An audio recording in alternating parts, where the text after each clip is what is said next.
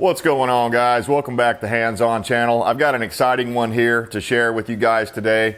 I've been trying to figure out the best way to share this with you, but basically something very exciting happened to me yesterday. It's kind of a realization of a lifelong dream, and I wanted to share this with you guys because, I like sharing things like this with you, just to hear what your input is and to see what you think about this, see if I made a bad decision or whatever. But what happened was, yesterday, I bought this.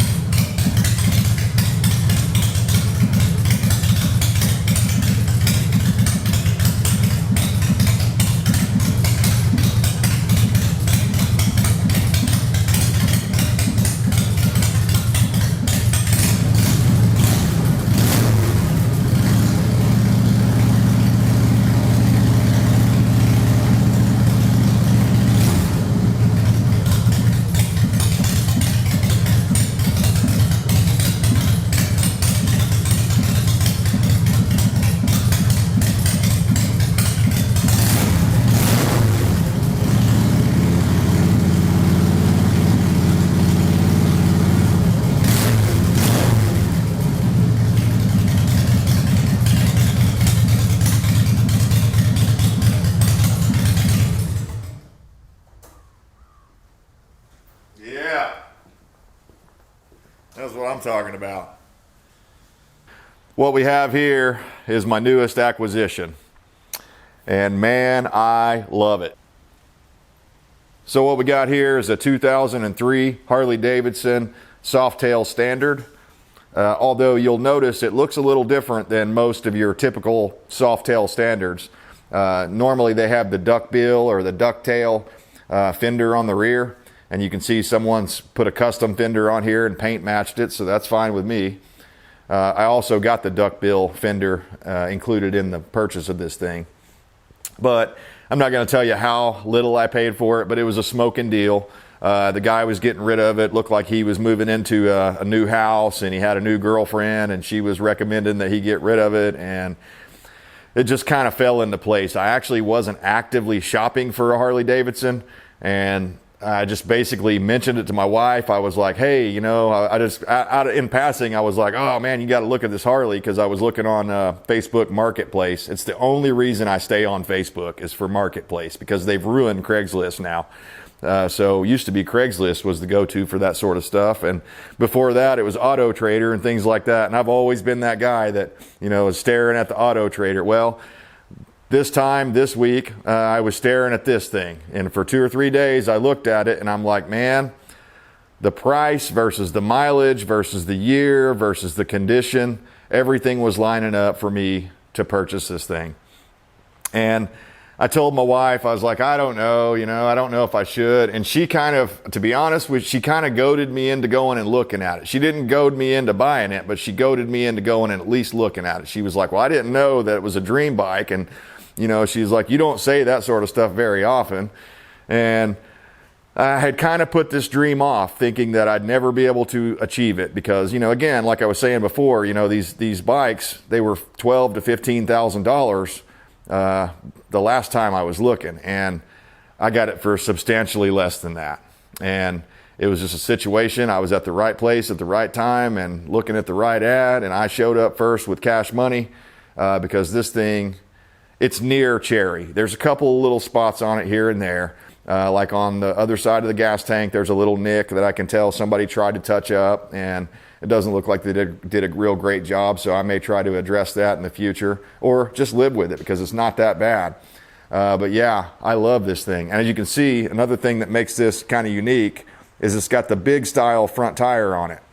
I love the look of the 21-inch, chopper tire on like the wide glides and on the Softail standards, the way they're normally configured. It looks great. But being that I've owned that Intruder in the past, that Suzuki Intruder, which was a similar platform, although it was a much lighter bike, it was a similar platform, but it had that chopper front tire on it. And man, every time you hit anything slick on that thing, forget about it. Forget about ever riding on gravel roads. Not that I want to bomb gravel road on this, but my new property is on some gravel road. So there'll be some times when I'm riding this on gravel, and I'm going to obviously go slow and stuff like that. But I imagine having these bigger tires on the front, or that bigger tire on the front, is going to help with that versus a little bitty skinny tire. So at least that's my theory. And again, I'm not planning on bombing it up and down the gravel road. I'll go real slow because I don't want to scratch up my Harley, But even just saying that, my Harley, didn't think I'd ever say that, to be honest with you, because just the way things were going.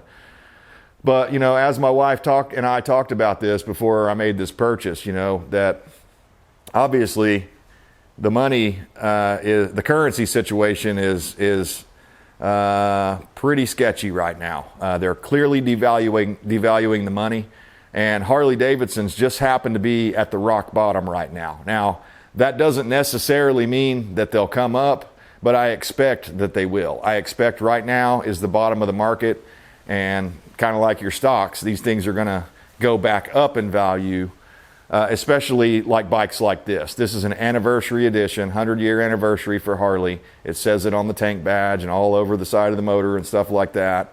And so I think that makes this thing a unique specimen for an investment. So as long as I can keep it rubber side down and keep from tearing it up and keep it well maintained, I think this thing will be a sound investment, and I'll be able to have fun on it in the meantime.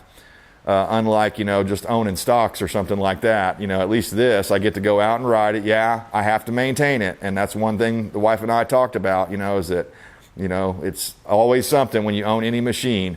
And trust me, if you follow the channel, I've got a shop full of machines. This is my third motorcycle. And you saw in the first clip, I've got a tractor, I've got a four-wheeler, I've got all sorts of lawnmowers and other yard equipment machines and stuff like that. All these things, in a way, can enslave you if you let that happen. And if you follow the channel for a real long time, I've got multiple car projects going on all the time. I tend to drive older cars, but honestly, part of the reason I did this is kind of a reward to myself for not being a go out and get everything on credit kind of person. My wife and I, we don't carry any debt. We might put a little bit of debt on a credit card, but we pay it off. We don't let it build up interest and stuff like that. So we've always been very responsible. When in the past I've seen many of my friends, many people I worked with, going and getting brand new cars every 2 or 3 years and stuff like that. We've never done that. I've always maintained my own fleet of older vehicles. I've got a 93 Chevy that I bought in 99 and my 96 Suburban. And I've got a couple my other Chevys, my classic Chevys are more project Chevys. I've got that 82, that 81. I've got the 81 flatbed. I've got the 82. That's that white truck. I don't know if you've seen that or not, but I mentioned it in a couple of videos. And I've got that 72 Monte Carlo. That's a project. And that Monte Carlo was my first car. So I'm heavy in projects, no doubt about it. And this is not a project, really. It's not. There's a couple of minor things that I want to do to it, like, while some people may love that sound, and I do love it, but it's too loud. When I rode the bike home last night, I rode it about 30 minutes to get it home, maybe 45. And by the time I got home, even with a helmet on, my ears were ringing for the rest of the night. It's too loud. They have no baffles in them. They call them LAF mufflers or something like that. Stands for loud as. You can probably figure out what the F is. And they are, or some people call them neighbor haters. And I've already seen my neighbors like peeking through the blinds and stuff when I fire this beast up because it's freaking loud.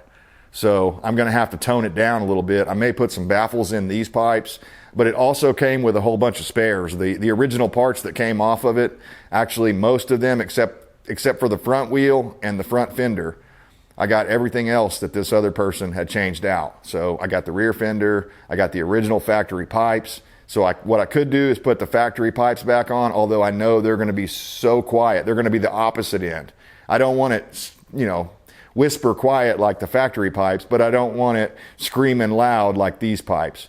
And for a couple of reasons. For one, on a bike that's not modded, on a standard bike like this that hasn't had heavy mods or anything done to it, that really does nothing except for reduce your performance and make the bike loud. So if you're willing to trade performance for loudness, then I guess more power to you. But I like to hear, and I want to keep my hearing good, and I don't want to have to wear earplugs all the daggum time. So I'm definitely going to be toning these exhaust pipes down. I'm going to attempt to do like a silencer install. You can put some of these cone things inside of there that supposedly help quieten it down a bit, but more than likely I'm going to have to put a full exhaust system on it. So that's probably going to be some money. And if you guys are Harley guys and you can recommend a good exhaust system for a twin cam 88 that's pretty much factory stock, let me know. I don't want it to be super duper loud, but I want some throatiness. I like the nice deep sound, but this is, to me, it's a little bit too loud. So anyways, I can live with it for now, and I'm going to, because I just invested in this thing yesterday, so I'm not in a hurry to go out and spend a bunch more money on this thing, but I'm happy to have it. I'm happy to report to you guys that I believe that if I needed to sell this thing tomorrow, if something else came up, I should be able to make money on it, like a little bit. Probably not a whole lot in my market, in my area where I am right now, but I bet I could. I bought it under trade-in value, so I feel really good about it. So walk around, show you some close-ups of it. Being that it is a standard, it doesn't have the chromed out engine covers, the side covers and stuff like that. You can see they're kind of an aluminum finish down there. If you don't know about Harleys, this may be new to you. I think originally it probably came with pegs. I don't think it had those little mini floorboards on there. I'm not quite sure how I feel about those yet. I'm more used to a bike with pegs, so I don't know. We'll see. For now, I'm going to have to just live with it because, again, I don't want to be throwing a bunch of money at something I just bought. But I think it's beautiful. It's called Gunmetal Blue, and it's got an aftermarket seat on it. I also got the factory seat, so that's nice. Apparently, these are pretty high-end seats. I don't know much about them, but La Pera sounds French to me. I don't know.